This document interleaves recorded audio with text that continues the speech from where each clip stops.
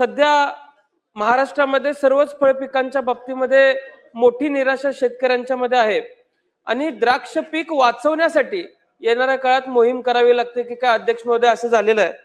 आज द्राक्ष पीक असेल आणि बेदाणा असेल, बेदाणा तसा जीआय मानांकन मिळालेला फलोत्पादन आहे आणि आज आम्ही बघतो अध्यक्ष महोदय, मुळातच माझा प्रश्न असा आहे की कमी दर्जाचा अफगाणिस्तान असेल किंवा बाहेर राज्यातून बाहेर देशातून जो बेदाणा आपल्याकडे येतोय त्यामुळे स्थानिक शेतकरी अध्यक्ष महोदय अडचणीत आलेला आहे आणि स्थानिक शेतकरी अडचणीत आलेला असताना त्याच्या दराला आज भाव मिळत नाहीये, त्याच्या मालाला आज भाव मिळत नाहीये, त्याच्या एकूण हे जे आयात केलेलं प्रोडक्ट आहे त्याची गुणवत्ता तपासण्यासाठी अध्यक्ष महोदय कुठली यंत्रणा नाहीये।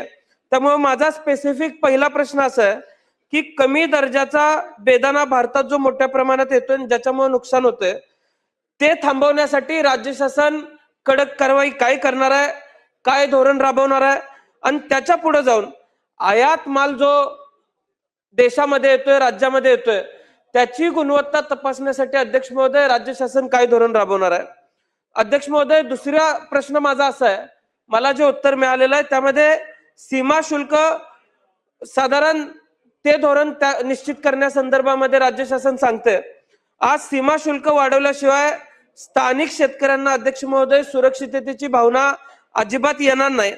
त्यामुळे राज्य शासन सीमा शुल्क वाढवण्याच्या बाबतीमध्ये काय विचार करते आणि स्थानिक शेतकऱ्यांच्या हिताच्या बाबतीत राज्य शासन काय विचार करते हे राज्य शासनानं सांगावं, किंबहुना राज्य शासन यावरती समिती गठीत करण्याबाबत विचार करते का हेही राज्य शासनानं सांगावं।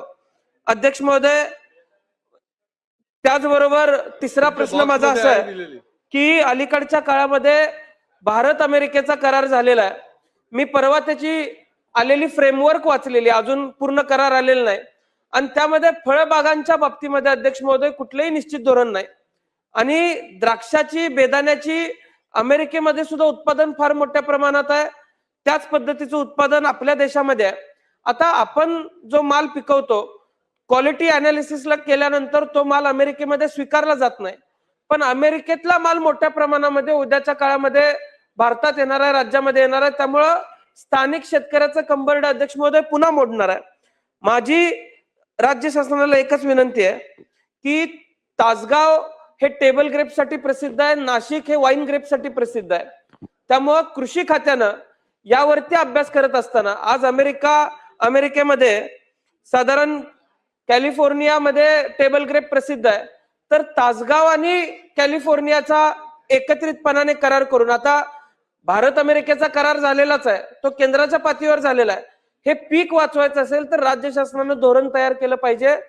तासगाव आणि कॅलिफोर्नियाचा एकत्रितपणाने करार करून यामध्ये तिथले प्रोफेसर्स असतील किंवा इतर काही घटक असतील, इथले शेतकरी असतील, याचं एकत्रित एखादं सेंटर उभा करण्याचा निर्णय अध्यक्ष महोदय घ्यावा आणि ते सेंटर तासगावला उभा करावं आणि नाशिकला जे वाईनचं ग्रेप आहे ते नाशिकचं वाईन ग्रेप आणि फ्रान्सचं वाईन ग्रेप हे साधारण एका क्वालिटीचं आहे, ती युनिफॉर्मिटी डेव्हलप करण्यासाठी नाशिकमध्ये सुद्धा त्याच पद्धतीचं आंतरराष्ट्रीय केंद्र उभारलं जावं ही अध्यक्ष महोदय मागणी आहे।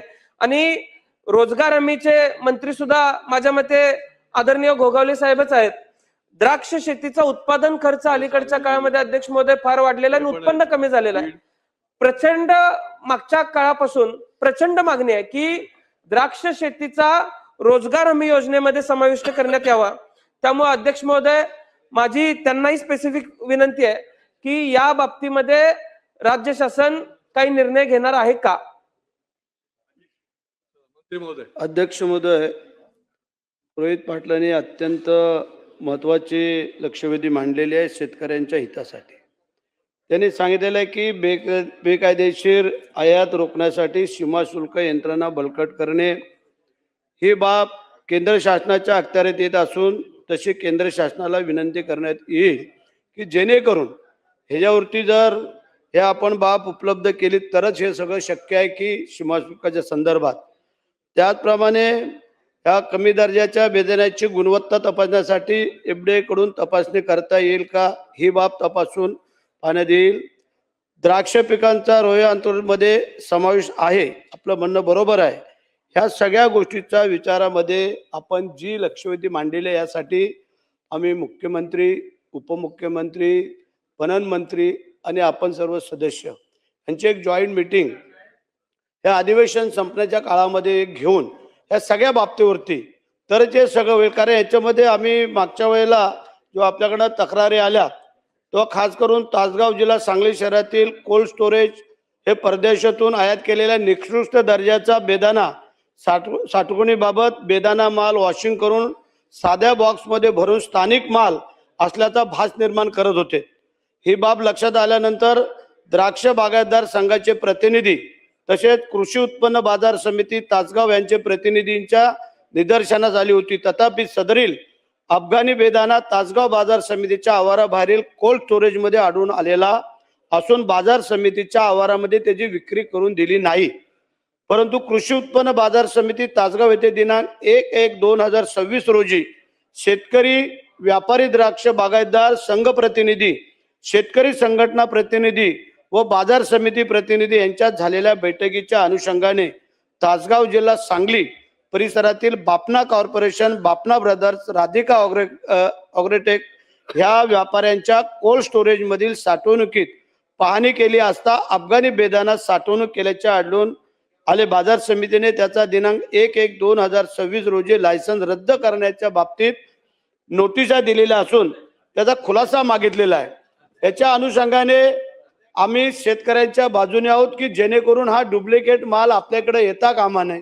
त्यासाठी तुम्ही मागाई सांगितलेलं ह्यासाठीच आपल्याला एक मीटिंग कंबाईन घेऊन याच्यावरती आपण तोडगा काढूया आणि म्हणून याचा मार्ग काढू शकतो. सुरेश दस साहेब